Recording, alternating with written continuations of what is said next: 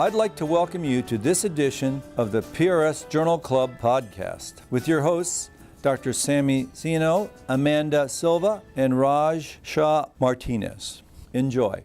Hello, everyone, and welcome to the December 2016 PRS podcast. I'm Sammy and joined, as always, by my co-resident ambassadors, Raj Sawh-Martinez and Amanda Silva. And Raj and Amanda, this is our last PRS podcast together, and I just wanted to say that it's been a pleasure to do the podcast with you this year, and I hope everyone's enjoyed listening to everything we've had. To celebrate our last podcast of the year, who better to moderate than our fearless leader, editor-in-chief and the boss, Dr. Rohrich, who is joining us today. Thank you, Dr. Rohrich, so much for giving us your time to discuss these three great articles. So thank you. It's an honor to be here. The first study is a very exciting one by Dr. Lambros and Amos called 3D Facial Averaging, a tool for understanding facial aging. This was a very unique study that Dr. Lambros has worked many years on with the assistance of the 3D camera system Vectra. Over 10 years, he had collected over 100 facial averages of patients ranging from youth to age. And what he was able to do is come up with a model that's never really before seen of facial aging. What he did was, for including his patients, he tried to pick Caucasian subjects and those that had never had prior cosmetic surgery. He then used, with his co-investigator, an average of all the faces using a dense surface model, then compiled using a template mesh, various landmarks to warp the template mesh for each individual face. Then they used a variety of technologies, including vertices of the template mesh that were then projected onto the subject face, smoothed those faces, and then averaged the mean of all of these faces together. And what he was able to do was come up with averaged images that he then displayed to us in a GIF animation. If you see the animation in figure 1A and B, as well as the supplemental digital content, you can really see what uniquely happens in age, which I've never really before seen so impactfully described before. You see very clearly that with age, the anterior and posterior changes that occur with the columella and nasal base. Also, the lid aperture of the eyelid becomes smaller vertically and horizontally as the model ages. In addition to this, you can see what we characteristically often describe in terms of aging and thinning of the upper and lower lip, as well as profound deepening of the nasolabial fold.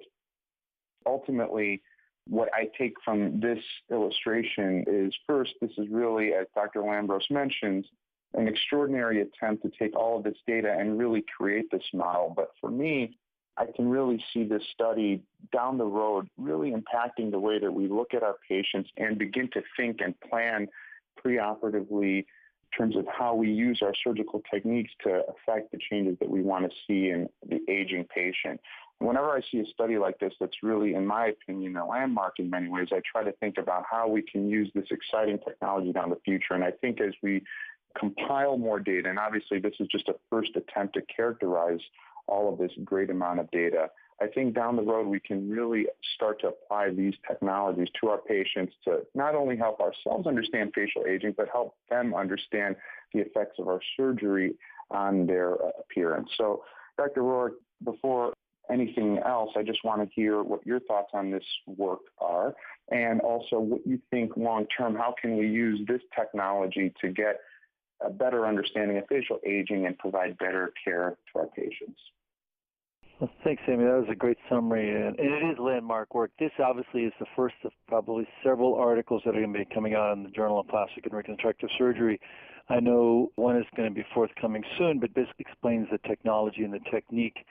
But I think the great thing about what Val has done here longitudinally for all of us is he's really helped us to develop and to understand the science of how the human face ages and to actually do it so that we can actually measure it more objectively. And I think the take-home here is that when you see the human face age, it ages uniformly, categorically, even though individuals may age a little different, but you see the beginning of central facial aging, periorbital, central cheek, at a younger age, 20s, 30s, and then you see it progressing, and that so much of that central facial aging is from fat atrophy and some from craniofacial atrophy, but it's really the beginning of our understanding of how the human face ages, and of course that opens up on how we can restore facial shape in a normal manner. And I think this study and several others that Val is going to be publishing is really going to help us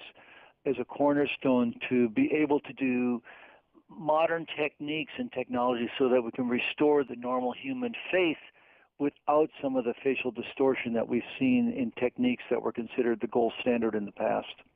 And maybe better understanding, too, really people weren't talking about volume in the face 20 years ago. People weren't talking about the blending of the aesthetic units and fat compartments until you elucidated them. So I think now that we understand that, having a model where we can start more precisely measuring and understanding what the implications of our, whatever they are, scalpel or syringe on the face, I think will help us really precisely down the road integrate a way to provide very precise care to anatomical regions and overall aesthetic appearance of the face. So that's exciting work that he's done. It is exciting work, and I think the thing is that Val has made us understand that volumetric loss predates facial aging and skin aging, because once you lose volume of the face, you change facial shape, and then you get the characteristics of aging. So it's not just, oh, my skin's sagging. You get volumetric loss predates changes in the face, and that is the cornerstone for change in how we understand the science of aging and has really changed how we do techniques. So it's a great article. This is a definite keeper, but more to come. These are great points. And actually, that is a question for the group and certainly Dr. Rohrich. In this article, he talks about the fact that the columella, a little bit more posteriorly, the same with the nasal basis, and then there's ptosis of the nasal tip. Do you foresee, Dr. Rohrich, or do you do in your own practice things to augment those areas to help with aging? I think filler and fat grafting in the midface has become sort of commonplace now to restore that as part of our facial armamentarium to restore facial balance. Do you foresee things from this paper specifically that we should be doing now to restore these areas? I do this all the time now in facial aging. I don't talk as much about it.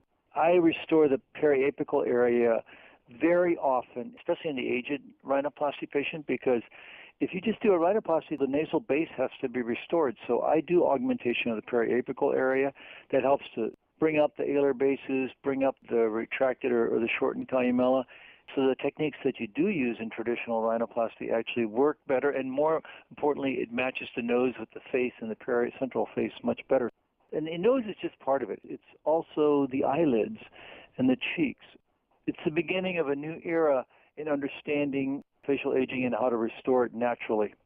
Dr. Rohrich, how realistic do you think are actually people even already doing this, following their patients with 3D imaging throughout the years and seeing, a patient who came in 5 years ago and now here you are from 5 years till now, this is where we see your volume loss and this is how we can restore it? Is there anyone doing that you're aware of? I wish everybody was doing this like photography, but I see this in the future as, this type of imaging and 3D becoming what the future will hold for us in the next 5 to 7 years, because it's much more real than the flat 2D imaging that we're doing today. But the answer to your question is it's not being done very often now. Obviously some of it's technology, some of it's cost, but it's going to be the transition to the next generation of how we image patients and how we look at patients, both preoperatively, but also how we follow our results. Yeah, I agree. I think just to keep it in perspective, I was thinking about what we can do even today on our smartphones that we couldn't even imagine 10, 15 years ago. I think there will be a day in our lifetimes where you walk into the consult room and you maybe have a couple of vectored images of your patient before, and you could forecast, okay, today's your deep malar filler treatment, or here we are pre-opting your lift and fill facelift, and this is what I anticipate, a surgical result, obviously under promised and trying to over deliver. But I think these are things that are very educational tools as technology advances and becomes more easy and streamlined to deliver, we can do. I just want to say that I was very privileged to see Dr. Lambros present this. I think one of the first times he did at the Baker-Gordon meeting in 2015.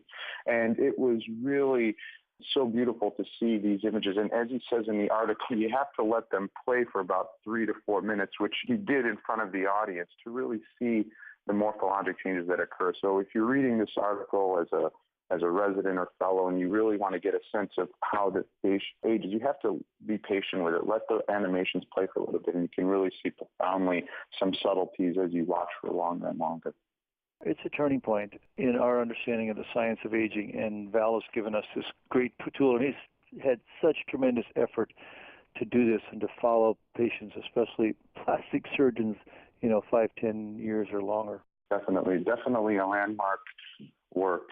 Well, thank you very much, Dr. Rohrich, for all of those comments on this truly landmark article in PRS, and we definitely look forward to reading the next articles in this series.